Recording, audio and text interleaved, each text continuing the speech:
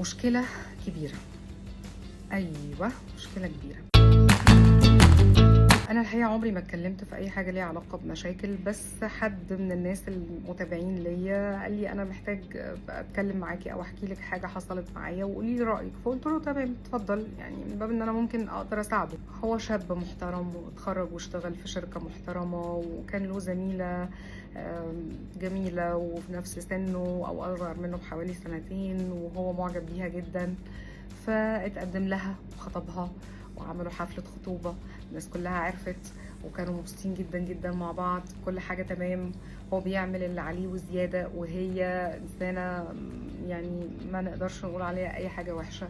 هو اتنقل من فرع الشركة وراح لموقع من المواقع اللي المفروض يكون شغله فيها أو في الموقع ده، وبييجي مثلًا مرة كل كام يوم كده أو كل أسبوع يسلم الريبورتات والمستخلصات إيه ويخلص شغله وياخد بعضه ويمشي. هو متعود إنه بيروح دايمًا كل يوم خميس، فهو كسر الميعاد ده أو يعني عدّاه وراح يوم الأحد اللي هو أول يوم في الأسبوع. طلع لها مكتبها ما لقاهاش، فهُم عندهم مكان في الشركة بيعملوا فيه break كده، بيقعدوا ياكلوا ويشربوا وبتاع وياخدوا القهوة أو الcoffee break ويطلعوا على مكاتبهم، فقال ممكن تبقى قاعدة هناك، فنزل عشان يشوفها. نزل عشان يشوفها لقى الآتي: لقاها قاعدة وجنبيها زميل آخر وضحك وكركعة. هو كان مستاء من المنظر، هو برضه كراجل خاطبها وبيحبها وبتاع. قال لها: طب نقوم ناخد قهوة برّه أو حاجة، أو لو عايز تمشي يالّا نتغدى وكده. فقالت له: تمام، بعد ما نخلّص شغلي هنمشي سوا مع بعض. خلّصت و هو استناها، يعني هو كان خلّص شغله أصلًا، هو كان جاي عشان يشوفها، يعني يعمل لها مفاجأة. و وما قالتلوش إنها خلّصت، وبعدين راح هو قعد عند باب المكتب لغاية ما خلّصت فعليًا. أخدها وهي ما قالتلوش إنها خلّصت، فاستنى هو في مكان ما عرفش إنها خلاص خلّصت شغل. فالمهم هي خلاص هتمشي من المبنى، فاتصل عليها قال لها: أنتِ فين؟ قالت له: أنا خلاص خلّصت. قال لها: طب ما قلتليش ليه؟ أنا قاعد في الدور الفلاني عشان آجي لِك وننزل فقالت له: خلاص تعالَ، أنا دلوقتي باركب عربيتي. قال لها: طب تمام، أنا هاسيب عربيتي وهاركب معاكِ. لغاية هنا كويس. ركب معاها، ابتدى يتكلم معاها بالراحة ويقول لها: أنا اتضايقت أوي، إيه اللي حصل ده بتاع. حاسة إنها لا مبالاة، هي مشغلة موسيقى وعمالة تسمع ومش بتسمعه أصلًا. فقال لها: طب بُصي إحنا هنتغدى فين وبتاع. فابتدت ترد عليه: يالّا المطعم الفلاني. طب يالّا ماشي تمام. راحوا قعدوا، ففتح الموضوع تاني بعد ما طلب الأوردر وخلّص كل حاجة وضبّط الدنيا والأكل بيجهز بقى وجاي. راجل ذوق جدًا وعاقل جدًا، أو الشاب عاقل جدًا. قال لها: طب بُصّي، إحنا خلاص طلبنا وهُم بيجيبوا الأكل وبتاع، طب إيه رأيِك في كذا، إيه رأيِك مش عارفة إيه. وابتدى يتكلم شوية عن الشغل، وبعدين فتح الموضوع تاني وقال لها: أنا لقيتِك قاعدة مع فلان وكان صوتِك عالي أوي في الضحك وده ضايقني، وأنا راجل شرقي وباحبِك وباغير عليكِ، وكلام بقى فيه ذوق برضه وحنية وفيه لطف كده أو تلطيف من ناحيته. فكان رد فعلها غريب جدًا. قالت له: ده أسلوبي ودي طريقتي، ولو أنت حابب تكمّل معايا لازم تبقى عارف إن أنا هابقى بالشكل ده. أنا ما باعرفش أحط حدود فاصلة بيني وبين الناس، و و وزمايلي دول أنا باتعامل معاهم إخواتي أو صحابي، فأنا ما عنديش مشكلة خالص إن إحنا نبقى قاعدين بنضحك. أنت كده بتعتدي على نطاق حريتي. فقال لها: طيب بُصّي، أنا ما باعتديش على نطاق حريتِك، بس الكلام كده بقى غريب شويتين. يعني إيه زمايلي أنا باتعامل معاهم كذا؟ ده أنا ما اقبلوش، وأنا باترجاكِ إن أنتِ بقى الشخص ده بالتحديد يا ريت ما تتعامليش معاه تاني، أو يبقى في حدود ما بينِك وبينه أكتر من كده. فقالت له: لأ، أنا مش هيبقى في بيني وبينه حدود، وأنا مش متقبلة أصلًا فكرة إن أنت يعني تضايقني أو تحد من حريتي، بمعنى أصح يعني معنى الكلام كان كده. فكان رد فعله انه قال لها طب بصي بقى، انا واصل معاكي لمرحله او متضايق جدا. فقال لها طيب احنا هنتغدى. وقال لي طبعا انا ماسك اعصابي جدا جدا ومسيطر على نفسي جدا لانه بيحبها. ف شايف ان ده تحدي ليه لرجولته، وطلب منها حاجه ولحبه لان هو بيحبها وبيقول لها انا بحبك وبغير عليكي، وده بالذات انا مش حابه، ولازم يبقى فيه حدود في كل التعاملات، وهي شايفه ان كل ده عادي عادي.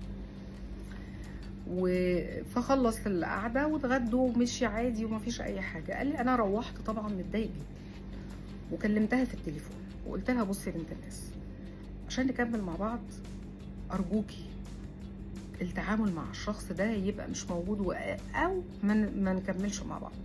يعني لو انت هتتعاملي معاه، مش يعني تعاملي معاه في حدود الشغل. هتعاملي معاه بنفس الشكل ده يبقى احنا ما ينفعش نكمل مع بعض. هو طبعا متضايق، هو بيسيطر على اعصابه. فكان رد فعلها اغرب من الغراب. قالت له لا طبعا انا مش هقبل بحاجه زي كده، ولو شايف ان احنا مش هنقدر انا شايفه كده ان احنا مش هنقدر نكمل، او لو انت شايفه، انا مش فاكره الحقيقه بس بالظبط، يعني هي حطته في محك ان هو يسيب وما تبقاش هي سايبه، بس هي في الحقيقه هي اللي سايبه لان هي مش فارق معاها، وفي نفس الوقت هي خلاص يعني هي عايزه تعمل اللي هي عايزاه. فالراجل هنا او الشاب هنا قال انا هستخدم معاه تكنيك تاني. قال انا هقعد اسبوع ما اكلمهاش. طبعا انا كل اللي بحكي لكم عليه انا استاذنت ان انا احكي، واستاذنت طبعا مش عايزه اقول الاسم، استاذنكم انتوا بقى ان انا مش هقول اسمه طبعا، بس انا استاذنت ان انا هحكي. قال لي انا قعدت 10 ايام بالظبط ما بكلمهاش في التليفون، وهي ما رفعتش عليا سماعه التليفون. قلت له طب بعتت لك رساله؟ قال لي لا. قلت له طب انت ما بعتش رساله، ما جربتش تبعت؟ قال لي لا انا كنت متضايق برضو جدا وضغط على اعصابي وبحاول اكون هادي، فمش عايز اخسرها ومش عايز في نفس الوقت ابقى يعني انا حاسس انه لو انا عملت اللي هي بتقول عليه وقلت لها تمام اللي انت بتقولي عليه ده صح، هيبقى كانه اعتراف منه انه هي بعد كده اي حاجه يا نسيب بعض يا كذا. وفي نفس الوقت هو مش قادر يتقبل الوضع، فقاعد في نار ما بين الخيارين، وخايف يكلم والدته او يحكي لوالده او يحكي لحد من الناس من العيله فيقولوا له لا خلاص انت كده ايه تمام سيبها، وخاصه ان هو يعني بينها وبينها اعجاب ذكريات حاجه كده. فقال لي قولي لي اعمل ايه؟ قلت له بجد انا فعلا مش متخصصه في المشاكل وماليش علاقه بالمشاكل، ولكن انا كطنطي هقول لك رايي، بس قبل ما اقوله لك انا هقول لك الراي ده وهعرض القصه على الناس المتابعين، وهقول لهم اللي عنده استعداد دي يقول لنا رايه يا ريت على رايي. يعني رايي ده هيبقى رايي برضو عشان ده واحد بيقرر يا اما يكمل يا اما مش هيكمل. طيب اجي بقى الراي انا، وهستنى ارائكم بعد رايي.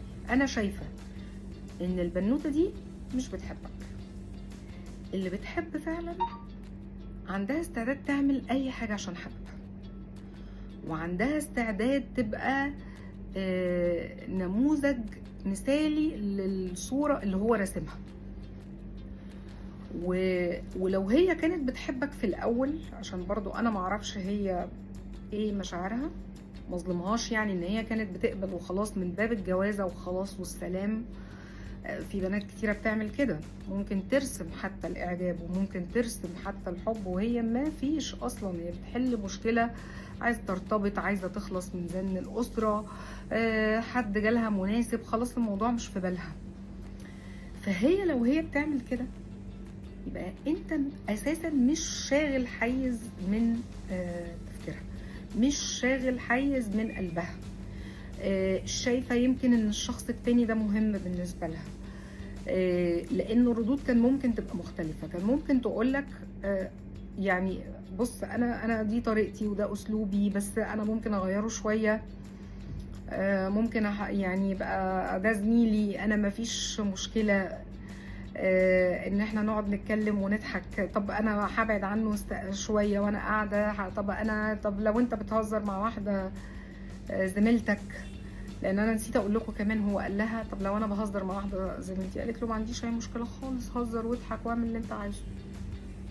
مفيش حب من غير غيره، لا يمكن، لا يمكن. فهي كمان حتى ما غيرتش عليك يا اخي. وبعدين هي بايعاك، هي بايعه الحكايه اصلا. هي ممكن يكون الشخص التاني ده مناسب، هي مش في بالها برضو ان انت تبقى موجود، فاهمني؟ يعني دايما اي علاقه بين اتنين، او دايما اي علاقه بين اتنين فيها كومبرومايز، فيها ان انا احاول اوصل لك وانت تحاول توصل لي، فيها اقبل حاجات ما كنتش بقبلها عشان خاطرك، وانت تقبل حاجات برضو ما كنتش بتقبلها عشان خاطري، بس في حدود، فيها نسبة. انما انت تبقى بتحكي لي انا ليه مش متحامله عليها اصلا. انا برضو فيا طبع، وحد جاي يتقدم لي وهو عارف الطبع ده، فانا هقول له والله ده طبعي، يعني انت عارفني انا على ايه، لكن انا ما كنتش كده وبعدين بقيت كده، فيبقى في سبب. طيب انا دلوقتي لازم ابقى بقبل بحاجات انت قايل عليها واعملها بطريقتي واقنعك بيها برضو، ما انا عايزه اكمل معاك ولا ايه؟ وانت نفس الحكايه. انما انا اقول لك انا مش فارق معايا انك تتكلم مع واحده وتضحك وتهزر، ومش عايزه ابرق ساحتي، ومش فارق معايا اللي انت بتقوله، وحتى مش بقولك مثلا طب انا هعمل كذا، هبذل يعني حتى تبذل مجهود شويه وهي بتسيبك.